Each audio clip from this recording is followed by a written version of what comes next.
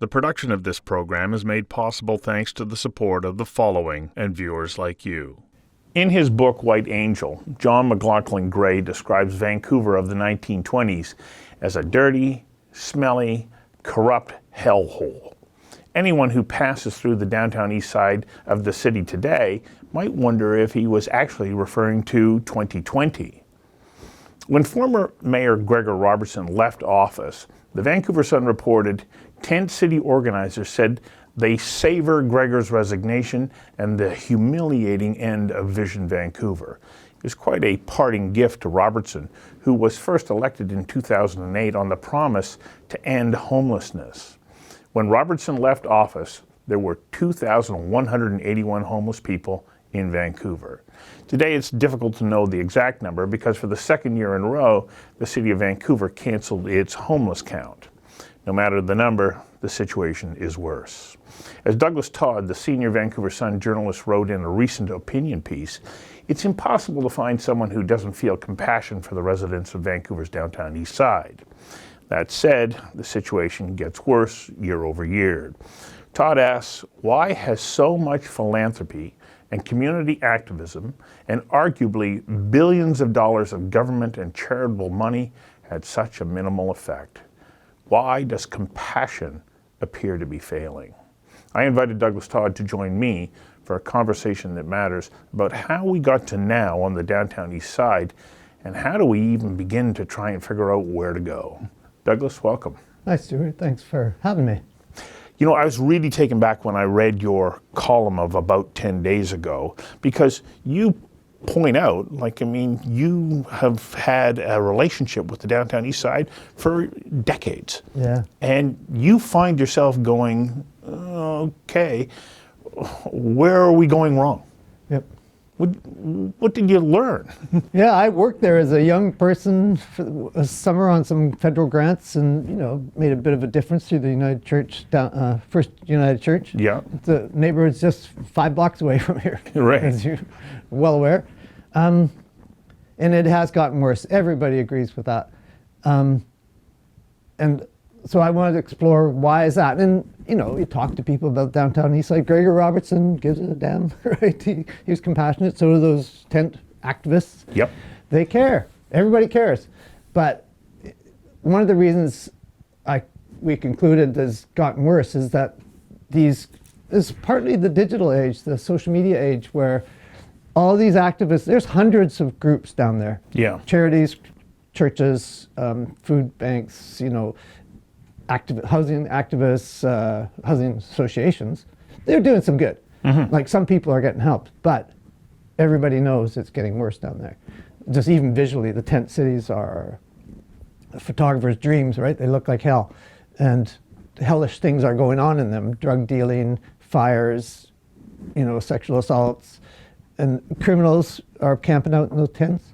But anyways, I think kind of what's new and making it even worse was the drugs and all that stuff, but is this competition amongst the activist groups for attention. They're getting nastier and making more controversial statements all the time on social media, in the media, the regular media, to get attention and to get grants. And you've got these people fighting against each other, accusing anybody who disagrees with them on ideological grounds of the worst things. So I think it's become a bit of a battle for attention and money that's dividing people even more. So, and David Eby's showing quite a bit of courage, actually taking on a lot of these activists by not being a pure libertarian. And we'll see how that goes. It'll be imperfect, but I think something's going to finally happen. Yeah, I find it absolutely a fascinating and horrible situation. It's hard to feel justified that I have anything that's of value to contribute because I'm not in that space. And so how do we find that place that can help people to make different choices or put them into appropriate environments that allow them to move away from what's happening there? I was listening to Julian Summers the other day, and he said, the housing models that we're creating are a big part of the problem. Really? Yeah. He's an interesting guy, Julian Summers. Yeah. He's he's taken on the ideologues, and he's lost some grants and stuff because of his positions. He's almost getting canceled. Yeah. But he's one of the voices of reason down there, as far as I'm concerned, on providing full treatment to people. And it's expensive, but people need treatment, and they sometimes there shouldn't, as David Eby's starting to say, the premier now. Yeah. He's saying, no, sometimes treatment's got to be almost compulsory, like it is in places like Portugal and things like that. At the same time, though, the province is now getting set to make the possession of a number of different drugs a misdemeanor. And so what are we doing? Are we saying we give up? Does it feel like that? I think that's another thing that's gone wrong in the last 10 or 20 years is the libertarians, for lack of a better word, the people who are in charge. And everything to them is about choice. And they think the only way to not stigmatize a drug user is to allow them to do virtually whatever they want while supplying safe drugs, which most don't use and don't find strong enough, or get and swap from stronger drugs that are fentanyl filled and all that. But I think it has been part, and I think Vancouver Council, Kennedy Stewart, the former mayor, I think he fell into that libertarian trap where it's all about choice to give somebody dignity. But how much dignity do you have when you're, well, mentally ill and taking illicit drugs that are making you crazy? And as Eby says, some of these people are showing up twice a day over overdoses. Yeah. In the hospitals. Or having... There's not much dignity in that. No, or being attended to by ambulance paramedics Right. More than once in a day. Yeah. It's pretty tough. I got to get to hang on for a second while we take a quick commercial break. We'll be right back. The production of this program is made possible thanks to the support of the following and viewers like you. So let's go back to the 1980s when there was this move, and it wasn't just in British Columbia, it was a move throughout much of North America and I think even Europe to say, oh, if we have institutions for people who have, mental health challenges, it's inhumane. We need to shut down those institutions. Yeah. And I remember having former Vancouver Police Chief Jim Chu in once, and he said, it was well-intentioned. The problem is, you'd say to somebody who has been in Riverview for 20 years and had their lives worked out and were living a healthy, protected life, we're going to send you back home to Fort St. John where you're from. And they were, well, why would I go there? Well, that's where you're from, and we're going to have the services there so that you can be back in your community. Yeah. Problem is, the services may or may not have been there. They couldn't keep up. Somebody goes off their medication, and then they start to have some challenges, and which make them more difficult to deal with. Yeah. And Jim said, they start working their way through the cracks in the system, and where do they wind up? They wind up ultimately in the Downtown Eastside. And he said, who's the first person waiting for them? Your friendly neighborhood drug dealer. Yep, exactly, to make you feel better. Mm-hmm. And so then you create a challenge for that individual. And so what choice do they now have? There isn't a system or a place for them to go to. Yeah.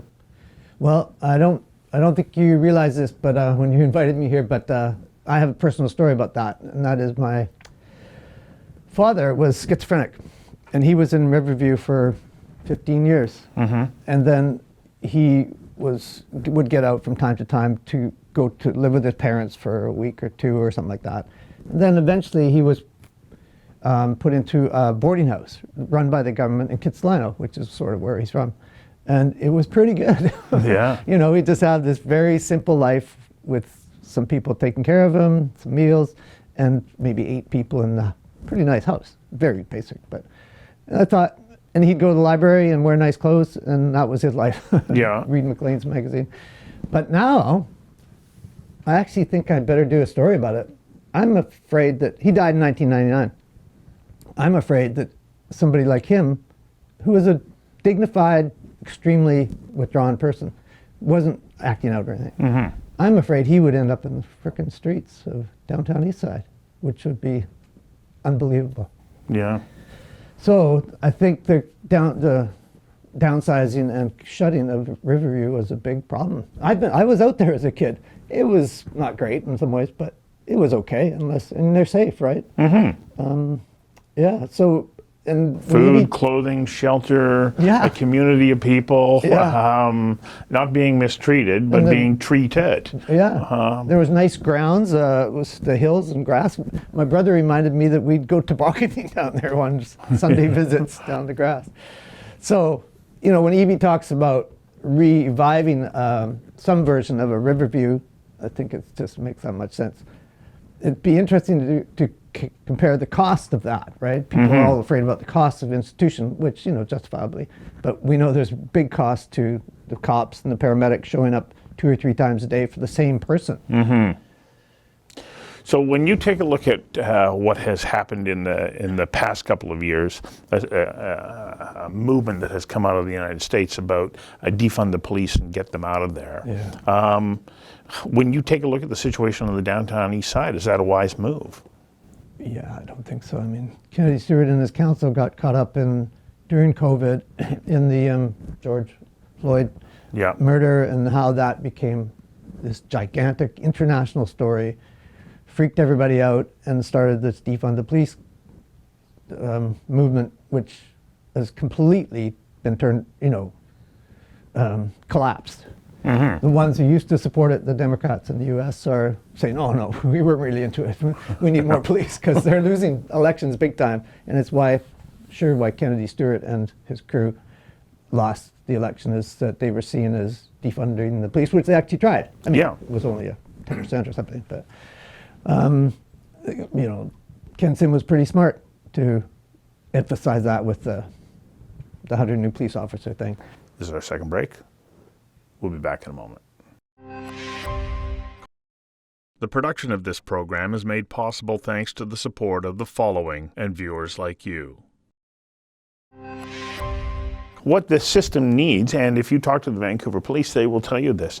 They say it's not mental health or community healthcare workers or us. He says it's not an either or. It has to be together. And so they have no trouble saying, absolutely, we need to have more of those resources. The problem is that those resources start to slip away, and the police, no matter what, become the first responders. They have no choice. There's a 911 call, they have to attend. Right. And so it puts them in a very difficult position. Yeah. Publicly, they're being shunned for doing their job. Yeah. And yet they still have to respond. Yeah. And I'd love to see some polling actually on what do Metro Vancouver residents think about the police? Do you trust them, or are they? Do you think they're on their side, or are they kind of the enemy who are dangerous because they carry guns and they go around their authority? I bet you the polls would be pretty strong pro-police. But there's these 10 or 20% of activists and whatever who hate authority and hate coercion. Allegedly, they hate coercion, who just freak out about the police and give them a bad rep. And it's young people partly. Like, I feel kind of old-fashioned on this. I sort of think, okay, I'm glad you're here. Yeah. Occasionally I see the police take down somebody in the city, and I go up and say, thanks for doing your job. Okay. Right. Yeah. So one of the things that I think is very interesting is we watch what happens out of the United States, and the way in which policing is conducted in the U.S. is different than here. Yeah. And I think that most Canadians don't realize that police in Canada operate under the principles of Sir Robert Peel, which were no, you don't police the community, you police with the community. You're trying to create environments, relationships, and interactions that help people make good choices, hopefully to be law-abiding citizens. Yeah, that's a good point. I didn't know it came out of Sir Robert Peel's approach, but I've talked to, who's his name out at SFU, who's researches police stuff, and the police in Canada are completely different. They're way more regulated, they're trained more better, and more consistently. Right. Whereas the States, it's just a grab bag of, chaos. Could be anybody. Yeah. We have professional police who have university degrees, who go through enormous amounts of training. They get paid a livable wage. Yeah. I was at a function where I was talking to somebody who had been police support service person who'd been down in the southern U.S. and doing a ride-along with on a patrol with a police officer there. And the guy says, hang on a second, I just got to stop in at this pizza shop. And they went in, guy gets the pizza, and then he drives it to somebody's house to deliver it because he was supplementing his income doing pizza delivery while on duty. And what this fellow said, he says, there's such a dramatic difference between the kind of person we get as a police officer in Canada versus especially in many of these smaller jurisdictions in the United States. Yeah. So if we appreciate the fact that the police have to play a role, like they cannot. I don't know if you've ever gone out on a ride along with them when they're doing the community service work. I think it's called Car 54. Yeah. They go out with a community healthcare worker to help people stay on their medication routine. Yeah. Well, a healthcare worker won't go there unless they're escorted by the police. Yeah, right. And you go there with them, and you understand why. Yeah, exactly. Anything could happen. Yeah. People get triggered by whatever. Yep. Yeah. And there's also studies showing way less violence by police in Canada compared to the U.S. and way less violence towards police in Canada. Mm-hmm. So it is a completely different ballgame.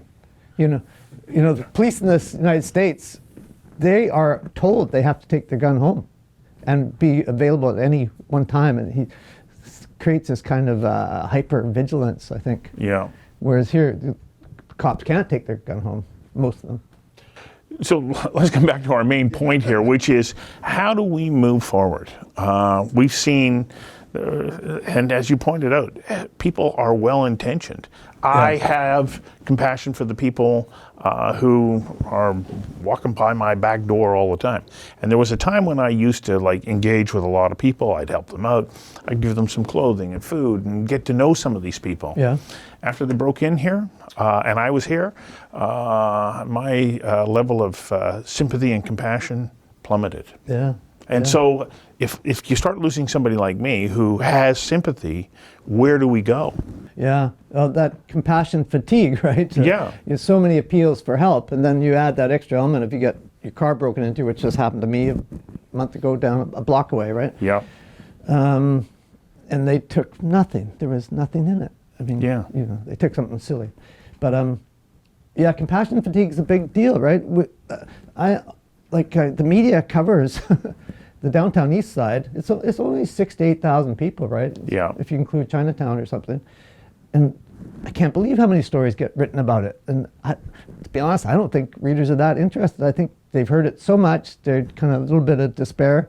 But the media is obsessed about it in terms of showing their compassion, right? Mm-hmm. But I think a lot of the public's getting burned out. There's so many other causes. I talked to this ethicist, right? And he said, yeah, he cares about the Downtown Eastside, but he also cares about the Myanmar refugees, and he's putting some money into that, right?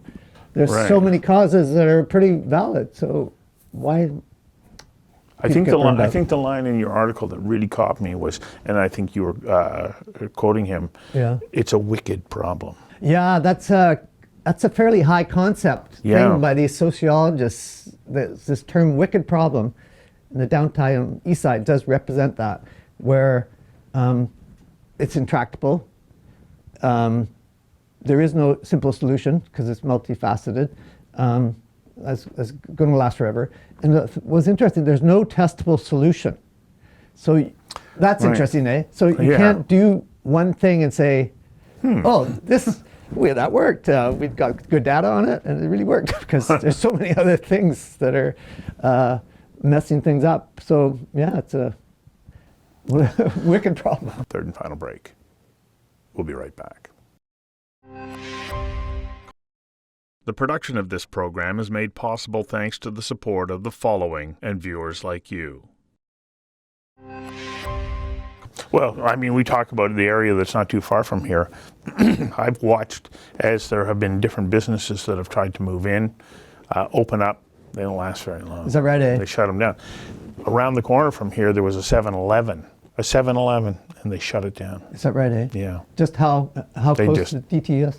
Yep. Yes. Yeah.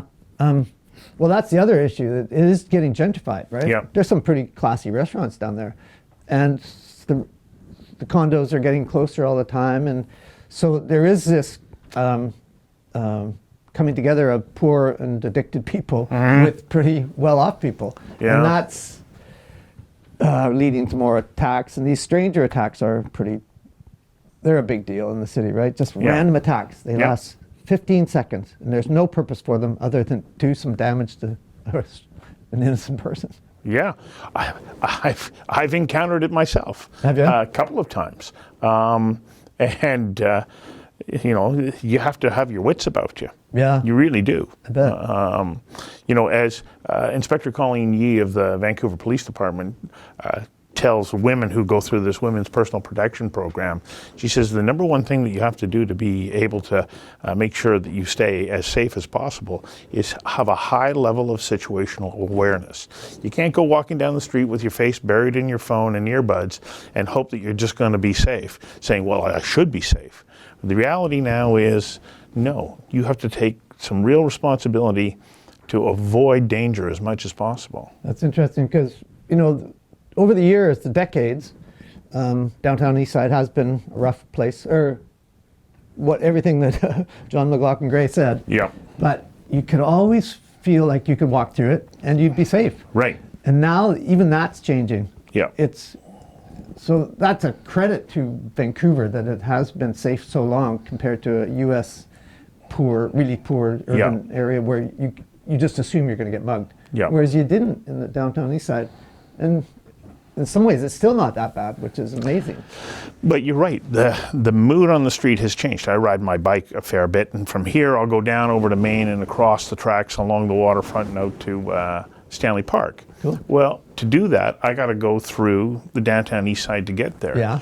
And I sort of calculate my movement to never stop moving on my bike because I don't want to have to start from zero if somebody comes at me. Yeah. So I'm slowly approaching a red light. As soon as it turns green, I'm going. Yeah. Why? Because it's not comfortable there any longer. And it's not like I'm a small guy. You know, I can feel the energy. Yeah. Well, I'm going to ask you, like, okay. Have you seen attacks or cycling through there? No, I have not. I haven't directly witnessed that, but my partner the other day, I dropped her off to go to an appointment thinking I'm driving here to get you safe. Well, from the time out of the car to the corner of the street, all of a sudden there's somebody coming after her. I have to step out and intervene.